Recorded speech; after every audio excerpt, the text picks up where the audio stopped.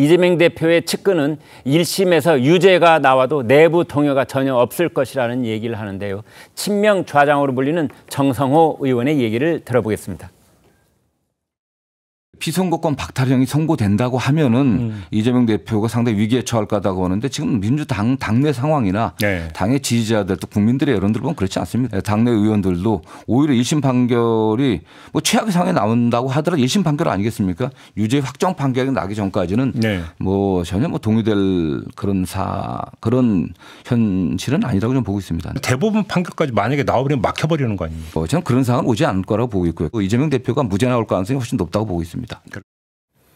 자, 최 교수님 이제 다음 달 정말 소란스러워질 가능성이 높은데요. 뭐 두 건 다 무죄가 나올 가능성도 없지 않아 있긴 있다는 의견도 있습니다만 두 건 중에 하나라도 유죄가 유의미한 형량으로 나온다면 그다음 또 어떤 일이 벌어질지 여러 가지 경우의 수가 있을 것 같습니다. 두 개가 다 무죄가 나올지, 두 개가 다 유죄가 나오는데 두 개 다 유죄가 피선거권 박탈의 유죄인지 아니면 몇 개 경우수가 나올 것 같은데 전혀 알 길이 없고 알 수가 없는 거고 말이죠. 그럼 재판부의 소관인데 저는 1심에서 두 사건 다 하나가 됐건 두 개가 됐건 유죄가 나오고 피선거권 박탈이 나오든 말이죠.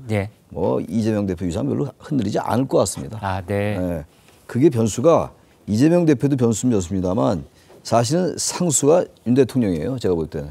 오히려? 오히려 정치적 큰 그림으로 볼 때 윤 대통령의 지지율이 받쳐주거나 말이죠. 일반적으로. 그리고 민심의 신뢰가 돌아오거나 정권에 대한 지지가 또 올라가거나 이러면 사실 이재명 대표의 1심 유죄, 피선거권 박탈 이상의 유죄가 나오면 상당한 타격을 받을 겁니다. 아마.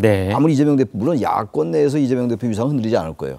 그렇다 하더라도 국민에게 끼치는 그러한 여러 가지 인식에서 흔들릴 수 있어요. 근데 이 여권에 지금 아까 충분히 말씀을 나눴습니다만 여권의 여러 가지 정말 분란상들 그리고 이해가 안 가는 여러 가지 이런 상황들이 오래 계속된 말이죠. 여기 날결되는 건 이재명 대표예요. 그러니까 재판 결과도 물론 중요합니다만 재판 결과 못지않게 정적 상황이 이재명 대표의 앞날을 좌우할 겁니다. 그게 결국 제가 항상 말씀드리는 게 여권이 국민의 신뢰를 회복해야 돼요. 그러면 재판이 재판답게 이재명 대표에게 영향을 줄 겁니다. 아마. 정치적으로도. 그렇지 않는다면은 저는 이재명 대표의 두 개가 유죄가 나오고 두 개 다 피선거권 박탈 이상의 형이 나온다 하더라도 11월 15일, 10월 25일 날 말이죠. 그런다 하더라도 저는 뭐 흔들리지 않을 것이다. 그렇게 봅니다. 당장 물론 대법원 판결이 안 나왔으니까 그러면 당연한 이유고 그거 아니더라도 정치적으로도 그렇지 않을까라는 게 제 생각입니다.